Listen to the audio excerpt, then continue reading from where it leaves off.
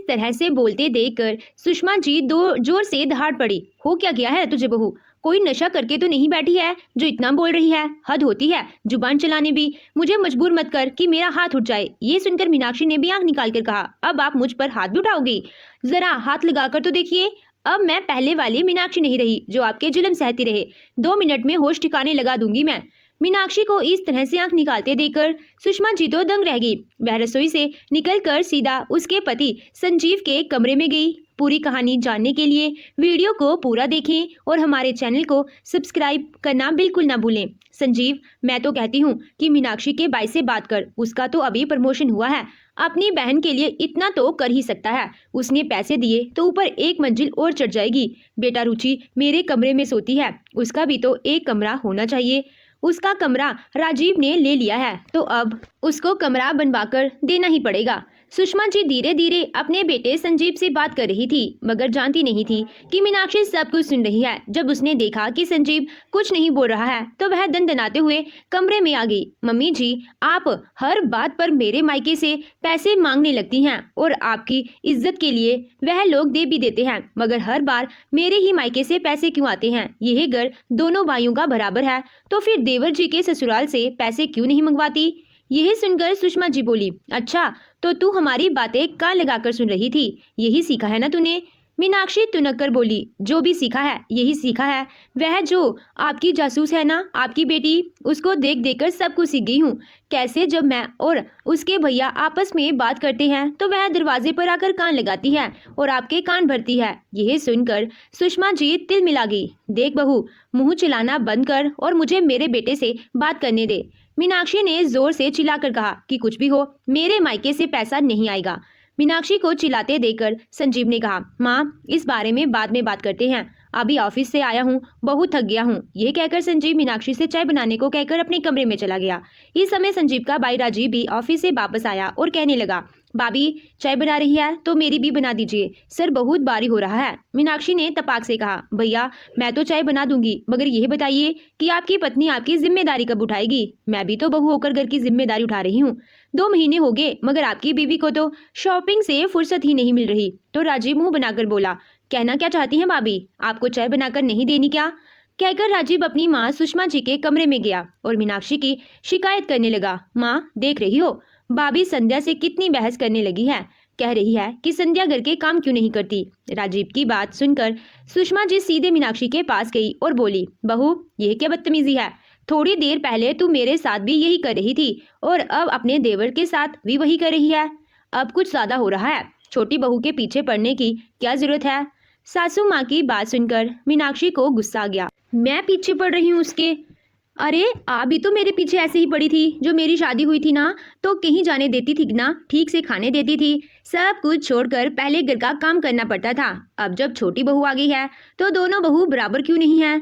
आप वैसे तो हर चीज का बंटवारा कर देती हैं, तो फिर घर के कामों का क्यों नहीं किया?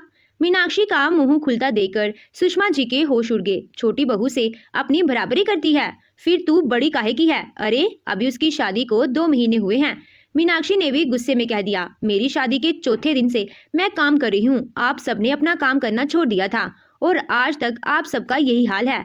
अब मैं इतना काम नहीं कर सकती। संध्या से कहिए अपनी ड्यूटी संभालना शुरू करे, कुछ नहीं तो कम से कम अपने पति का खाना नाश्ता तो देखा करे। दोपहर से रुचि का साथ शॉपिंग करने गई हुई है और अभी तक वापस आने का नाम नहीं है। आते ही बोलेगी कि भूख लग रही है। ये उसने क्या यहाँ नौकर लगा रखा है जो उसके आने से पहले रखेगा? मीनाक्षी को आज इस तरह से बोलते देखकर सुषमा जी दूर से दहाड़ पड़ी। हो क्या गया है तुझे बहू? कोई नशा करके तो नहीं बैठी है जो इतना बोल रही है? हद होती है जुबान चलाने की भी। मुझे मजबूर मत कर कि मेरा हाथ उठ जाए। यह सुनकर मीनाक्षी ने भी आंख निकाल कर कहा, अब आप मुझ पर हाथ उठाओगी? जरा उठाकर तो दिखाइए। मैं अब पहले वाली मीनाक्षी नहीं रही जो आपके जुल्म सहती रहे। 2 मिनट में होश ठिकाने लगा दूंगी मैं।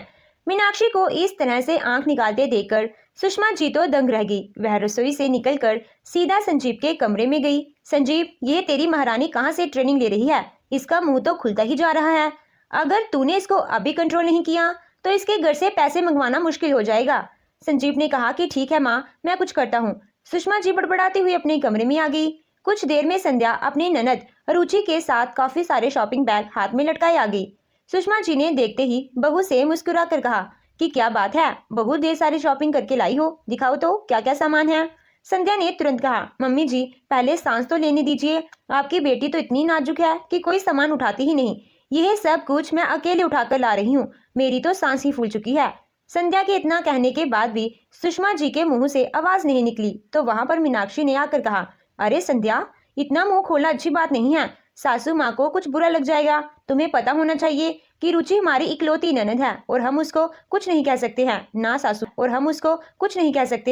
सासू माँ।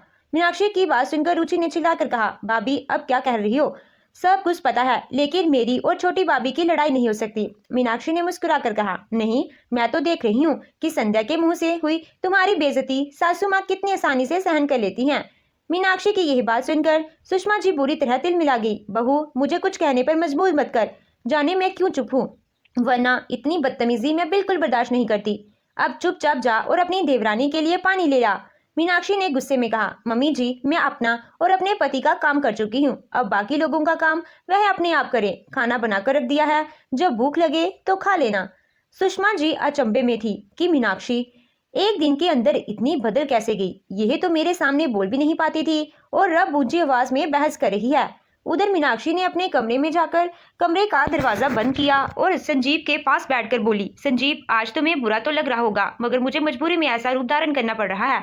हुआ ये है कि जब से देवरानी घर में आई है, बाकी लोगों के साथ साथ मुझे उसका भी काम करना पड़ता है। वह महारानी सुबह की चाय भी उठकर नहीं बनाती, बल्कि मुझे चाय बनाकर उसके कमरे में देनी पड़ती है। अब तो शादी को 2 महीने हो चुके हैं और अब भी सासू माँ उससे कोई काम नहीं कहती। इनकी शादी के बाद कैसे मम्मी जी ने खर्चों का बंटवारा किया था, तो फिर घर के काम का बंटवारा क्यों नहीं करती। कैसे उन्होंने कह दिया था कि रुचि की पढ़ाई का खर्चा आप उठाएंगे और राजीव पर केवल बिजली का बिल का खर्चा है। लेकिन मैं अब यह न्याय बर्दाश्त नहीं कर सकती। अब ऊपर का हिस्सा बनवाने के लिए भी मेरे भाई से पैसे मांगने की बात हो रही है, जबकि तुम्हारा बिजनेस खड़ा करने में भी मेरे भाई ने मदद की थी। आखिर कितनी बार ऐसा होगा, अब तुम देखना कि मैं क्या करती हूँ। यह घर 2 भाइयों का है तो खर्चा भी दोनों का होगा। संजीव खामोशी से मीनाक्षी की बात सुनता रहा और कुछ नहीं बोला। अगले दिन सुबह मीनाक्षी ने सुषमा जी को चाय देकर कहा, मम्मी जी आज मैं संध्या के कमरे में चाय देने नहीं जाऊंगी, आप उसको उठाइए और कहिए चाय पीकर मेरे साथ घर के काम में मदद करे। सुषमा जी आंखें फाड़कर मीनाक्षी को देखने लगी तो मीनाक्षी बोली, मम्मी जी जब आप खर्च बांटने लगती हैं तो घर का काम क्यों नहीं। सुषमा जी मीनाक्षी का गुस्सा भरा चेहरा देखकर कुछ बोल ही नहीं पाई। उन्होंने मन में सोचा कि अभी इसकी कुछ बातें बर्दाश्त करनी पड़ेंगी, आखिर इसके भाई से पैसे जो मंगवानी है। यही सोचकर वह चुप थी और चाय पीने के बाद संध्या को उठाने गई। लेकिन संध्या ने तमतमाते हुए अपने कमरे का दरवाजा खोला। क्या है मम्मी जी, क्यों इतनी जोर जोर से दरवाजा खटखटा रही हैं? चैन से सोने भी नहीं दे रही, और भाभी अभी तक मेरी चाय देकर क्यों नहीं गई? सुषमा जी हकलाते हुए बोली, बहू अब तुम्हें चाय पीने अपने कमरे से बाहर आना पड़ेगा। वह क्या है ना कि बिस्तर पर चाय पीना अच्छी आदत नहीं है। मीनाक्षी सुन रही थी कि सुषमा जी कैसे संध्या के गुस्से से बचने के लिए बात को घुमाकर बोल रही थी। उसने पीछे से आकर कहा, मम्मी जी उसको बहला क्यों रही हैं? सीधे सीधे कहिए ना, अपनी चाय खुद बना लो। संध्या, मैं तुम्हारी नौकर नहीं हूँ कि तुम्हारे कमरे में रोज चाय देने आऊंगी। अब तुम्हारी शादी को 2 महीने हो चुके हैं, अब तुमको भी सुबह उठकर सबके लिए चाय बनानी चाहिए। जाकर कब तक मेरे हाथ की चाय पीती रहोगी? संध्या ने चिल्लाकर कहा, मैं आपसे ज्यादा दहेज लेकर आई हूँ, मैं कोई चाय नहीं बनाने वाली। मीनाक्षी ने हाथ बांधकर कहा, फिर तो एक तरह से मेरा पल्ला ज्यादा भारी है, क्योंकि मम्मी जी कितनी ही बार तरह तरह के बहाने करके मेरे भाई से पैसे ले चुकी हैं और आज तक वापस देने का नाम नहीं। अब अपनी बकवास बंद करो और जाकर अपनी चाय खुद बनाओ। सुषमा जी को समझ में नहीं आ रहा था कि अब क्या किया जाए। छोटी बहू को कुछ कहना नहीं चाहती थी क्योंकि मोटा दहेज ले चुकी थी और अभी शादी को 2 महीने तो हुए थे, इसीलिए उसके घर से कुछ मंगाना अच्छा नहीं लग रहा था। और मीनाक्षी को इसीलिए कुछ कहना नहीं चाह रही थी कि उसके भाई से पैसे चाहिए थे। मीनाक्षी समझ रही थी कि अब सासू माँ की हालत बिल्कुल वैसी है जब मजबूरन ऊंट पहाड़ के नीचे आ जाता है। जब सब नाश्ता करके बैठे तो मीनाक्षी भी साथ बैठ गई। जैसा कि होता नहीं था, वह तो सबको गरम गरम पराठे बनाकर खिलाती थी, मगर आज उसने एक साथ सबके आलू के पराठे बनाकर रख दिए। रुचि ने मीनाक्षी को खाने के टेबल पर बैठे देखकर कहा, आज आप भी इधर ही बैठी हो, ठंडा नाश्ता खिला रही हो क्या? मीनाक्षी ने सबकी प्लेट में पराठे रखते हुए कहा, क्यों, गरम गरम पराठे बनवाने तो मेरे साथ आने वाली थी क्या? मीनाक्षी का यह जवाब सुनकर रुचि आग बबूला हो गई। आज हो क्या गया है आपको? ये हरकतें करते हुए आपको डर नहीं लग रहा है? क्या? मीनाक्षी ने सबकी प्लेट में अचार रखते हुए कहा। डर तो पहले भी नहीं लगता था, बस झूठी इज्जत दे रही थी जिसके लायक कोई है नहीं यहाँ। रुचि देख रही थी कि उसकी माँ कुछ बोल ही नहीं रही है। उसने इशारा भी किया मगर फिर भी सुषमा जी चुप बैठी रही। उसको समझ नहीं आ रहा था कि आज सूरज किस दिशा से चल रहा है। सब चुपचाप नाश्ता करने लगे और कोई कुछ नहीं बोला। मीनाक्षी ने खुद ही बोलकर सन्नाटा चीर दिया। संध्या, मुझे तुमसे सबके सामने एक बात करनी है। क्या तुमको इस घर में हिस्सा चाहिए? ये सुनकर राजीव और संध्या फटी आंखों से मीनाक्षी को देखने लगे और सुषमा जी तो दंग ही रह गई कि मीनाक्षी क्या बोल रही है। मीनाक्षी का पति संजीव उसको देख रहा था और समझने की कोशिश कर रहा था कि आखिर मीनाक्षी कहना क्या चाहती है। सबको चुप देकर राजीव बोला, भाभी मतलब क्या है आपका? आप हमको हिस्सा देने वाली होती कौन है? यह घर तो पहले ही हम दोनों भाइयों के नाम पर है। ये सुनकर मीनाक्षी ने जोर से टेबल में हाथ मारकर कहा, तो फिर ऊपर का हिस्सा बनवाने के लिए केवल मेरे भाई से पैसे मांगने की बात क्यों की जा रही है? अगर आप लोगों की औकात नहीं है तो घर मत बनाओ या फिर बराबरी की बात करो। संध्या और मैं इस घर में बराबर हैं, तो फिर उसके घर से पैसे क्यों नहीं मांगे जा रहे हैं? ये सुनकर संध्या के तन बदन में आग लग गई। अरे भाभी, आप तो हद कर रही हैं। अभी मेरी शादी को समय ही कितना हुआ है और मैं पहले से ही इतना सब लेकर आई हूँ। मम्मी जी, भाभी क्या कह रही हैं? आप कुछ बोलती क्यों नहीं? ये सुनकर सुषमा जी ने छोटी बहू को इशारे से शांत रहने के लिए कहा तो संध्या गुस्से में उठ खड़ी हुई। मुझे पागल समझा है क्या कि जो तुम लोगों की डिमांड पर बात बात पर घर से पैसे लेकर आती रहूंगी? ऊपर से कि आपकी बोटी बड़ी बहू सुबह से मेरे पीछे पड़ी है। अरे, मैं आज तक एक चम्मच भी नहीं धोई हूँ, मैं भला चाय क्यों बनाऊंगी? आप लोग मुझे उम्मीद लगाना छोड़ दो। रुचि ने सामने खामोश बैठे संजीव से कहा, भैया कुछ बोलते क्यों नहीं हो? आपकी पत्नी कैसे सबको इतना सुना रही है? मीनाक्षी जोर से दहाड़ पड़ी। अरे क्यों नहीं सुनाऊंगी? यह जो खा रही हो ना, यह मैंने बनाया है और जो टिफिन भर भर कर कॉलेज लेकर जाती हूँ ना, वह भी मैं बनाती हूँ। जरा अपनी छोटी भाभी से अपने लिए पानी गर्म करवा के देखो, फिर मुझसे बात करना। इतने में सुषमा जी जोर से बोल पड़ी। अरे बहू, इतना ड्रामा करने की जरूरत नहीं है। मैंने तो ऊपर का हिस्सा बनवाने की बात कही थी क्योंकि रुचि के पास कोई कमरा नहीं है और वह मेरे कमरे में सोती है। रात भर मोबाइल चलाती है और मुझे नींद नहीं आती। तुम लोग तो अपने कमरे में चैन से सोते रहते हो। रुचि तो मुझे कई बार कह चुकी है कि उसको अलग करना चाहिए क्योंकि उसका कमरा राजीव ने ले चुका है। यह सुनकर मीनाक्षी ने गुस्से से कहा, अगर रुचि का कमरा राजीव भैया ने लिया है तो राजीव भैया को ही ऊपर कमरा बनवाना पड़ेगा। आखिर कमरा तो उनकी वजह से ही बन रहा है। संध्या भी गुस्से में चिल्लाने लगी, अरे अब इस घर में बहू कोई कमरा ही नहीं दोगे क्या? वह भी क्या मैं अपने मायके से लेकर आऊंगी? जेठानी जी, आपका यह कमरा क्या आप अपने मायके से लाई थी? ये सुनकर मीनाक्षी ज्वालामुखी की तरह फट पड़ी। हाँ, मेरा ये कमरा मेरे भाई के पैसे से ही बनवाया गया था। मेरी शादी के वक्त इस घर में केवल 2 कमरे थे और शादी के बाद रुचि कमरा मांगने लगी थी। उसको कमरा देने के लिए मुझे अपने भाई से मदद लेकर कमरा बनवाना पड़ा था। इस बात को आज रुचि और सासू माँ दोनों भूल चुके हैं और फिर से मुझ पर घर से पैसे लाने का दबाव बनाया जा रहा है। तुम इस घर में आई तो तुमने सोचा कि जेठानी तो मेरी नौकरानी है, मगर संध्या, मेरा पति तुम्हारे पति से ज्यादा कमाता है और घर का खर्चा भी राजीव से ज्यादा उठाते हैं। अपने दहेज की दोस्त तो बिल्कुल मत दिखाना। मीनाक्षी की बातें सुनकर संध्या के होश उड़ गए। उसने राजीव से तुरंत कहा, मैं घर छोड़कर अपने मायके जा रही हूँ और अब जब तक नहीं जाऊंगी तब तक तुम नए घर का इंतजाम कर लेते क्योंकि मैं इस घर में नहीं रह सकती। इतना पैसा यहाँ खर्च करेंगे, इतने में तो नया घर आ जाएगा और मैं किसी की नौकर भी नहीं हूँ जो यहाँ रहकर उनकी रोटी बनाऊंगी। संध्या की बात सुनकर सुषमा जी आंखें फाड़कर उसको देखने लगी। मीनाक्षी गुस्से से तमतमा कर बोली, इसका मतलब ये कि तुमने 2 महीने से मुझे नौकर समझ रखा था? देखा मम्मी जी, आपकी छोटी बहू आपकी सेवा कितने मन से करना चाहती है। ये तो आपकी लाडली थी ना, इसके पैसे के कारण आप इसकी खरी खोटी भी सुन रही थी। देखिए अब यह किस तरह बात कर रही है और आपका बेटा भी कुछ नहीं बोल रहा है। और रुचि, तू, मेरी शादी को 5 साल हो गए हैं।